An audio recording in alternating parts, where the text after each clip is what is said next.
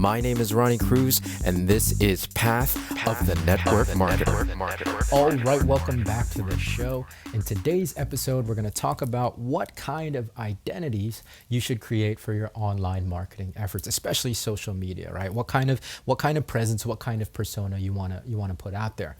Now, before we get into all of that, however, I do want to remind you that it is day 94, episode 94. That's right, episode 94 out of 100. So if you're not already following the show, you're going to want to follow the show. These next 6-7 days are going to be amazing. The episodes after that, even more amazing. I'm actually currently working on a series that's going to be a retrospective of this 100-day journey. You know, what 100 days of podcasting has done for me, what I've learned, what it's done for my business, what it's done for my marketing. So again, hit that plus sign if you're not already following or subscribed to this show.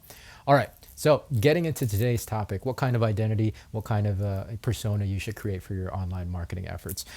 The first answer is where I want to start this conversation is you don't have to create anything, right? I don't want there to be a misunderstanding. I don't want the question to be misinterpreted. You don't have to manufacture any kind of persona or different character outside of yourself, right? The main thing is just be authentically you, right? Be authentically you. Be as vulnerable as you're willing to be on your socials, right? Because that's what's going to engage people, right? That's what people are going to connect to. It'll allow your audience to get to know you, eventually get to like you, and then of course eventually get to trust you. You know, like that's how we build our influence online, right? Especially social. So it's not about manufacturing anything that's not authentically you. That's number one.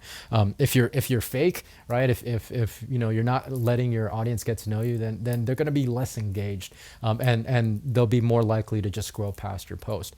Now,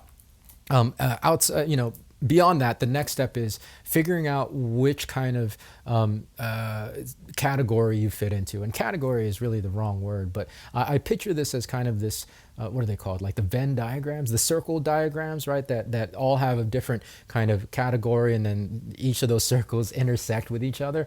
And I apologize if you're listening to this on a podcast. I'm not doing a great job of describing it, but this is how I picture it in my head. I'll eventually have an actual diagram for this.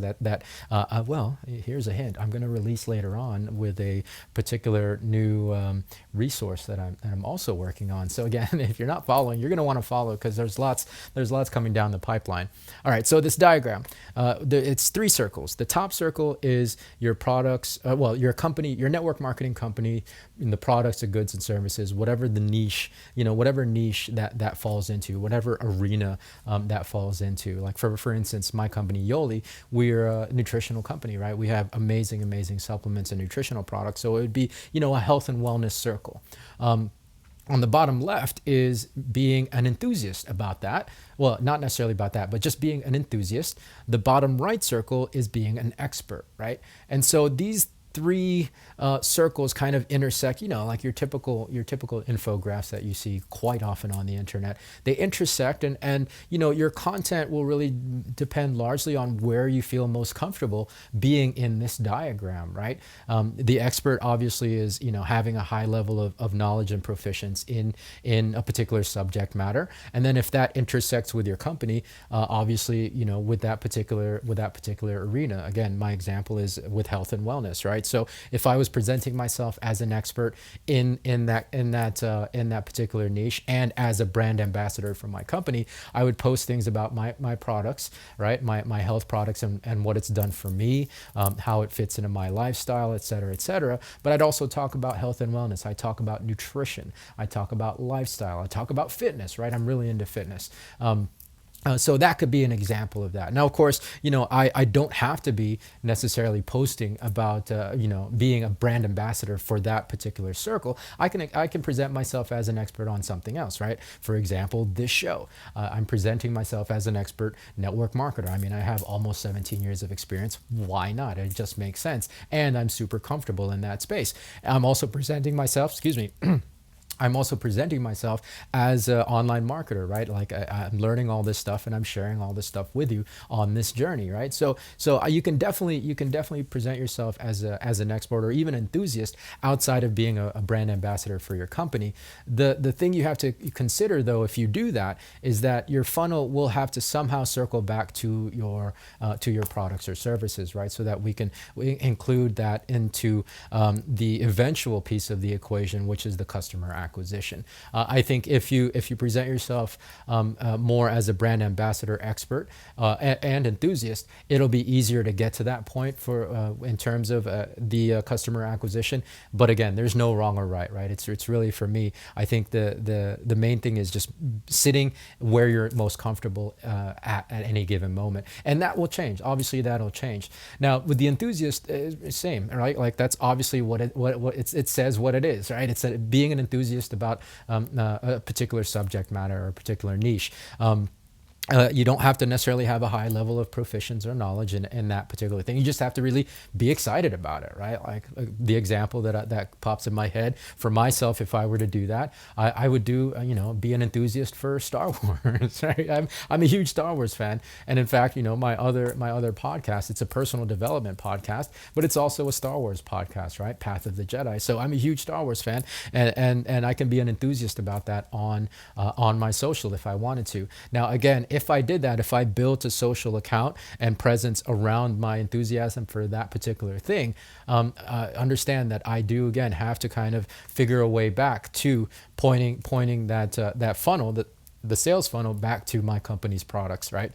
Because it is, again, about customer acquisition. Of course, you can be an enthusiast for your company as well, being that brand ambassador. So that's what it looks like, right? That's what the diagram looks like. And again, it's really just about it's about where you're most comfortable on this diagram at any given point in your journey. The thing I like about the enthusiast is that there's a lower barrier to getting started, right? There's less friction. You don't have to like teach yourself everything and be completely expert at everything.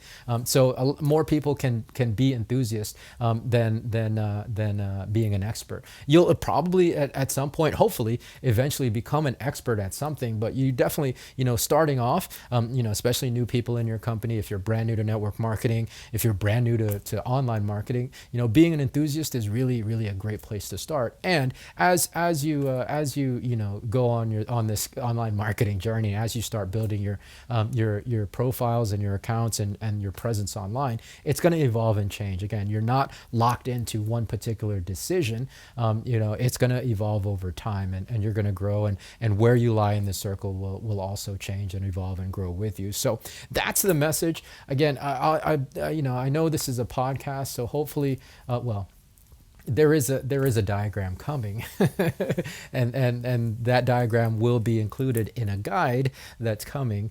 So stay tuned for more. Again, make sure you're following the show, and also, actually, if you're not part of the our Facebook community, get on that community. Right, it's facebook.com/group/path of the network marketer. The members of that particular community will get first shot, or not first shot. Well, you guys will get a first peek at all this new stuff that I'm putting out there. I'm also going to, occasionally record these episodes live in that group page. Really wanting to build that community out as another resource for you, another place where to continue these conversations outside of the show, outside of the podcast, and also to get your questions answered, right?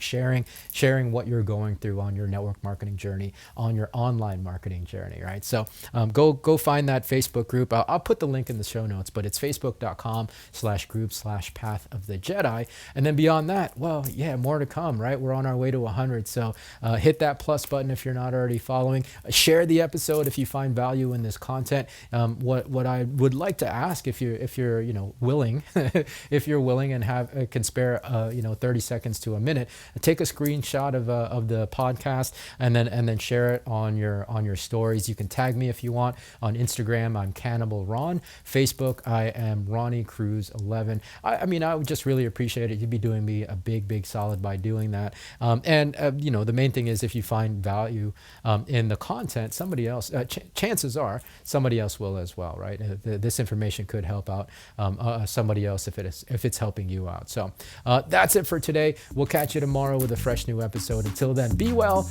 be safe. We'll see you in the next episode.